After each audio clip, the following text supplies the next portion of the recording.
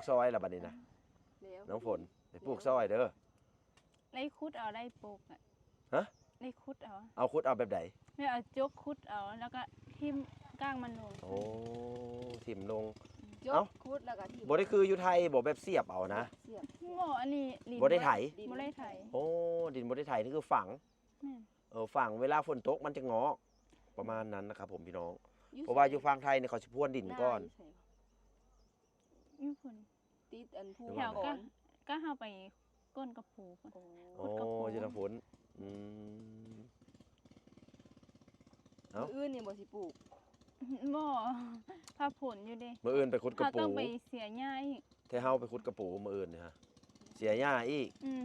ถูกแฮงนะพี่น้องบ่ฮ้อนแดดบ่ดำบ่เดี๋ยวนี้ฮะบ่ยันดำบ่โอ้ถ้ามันสิดำมันก็ดำแต่หึงเลยเนาะดำอยู่แล้วดำคือลิงได้ระวังได้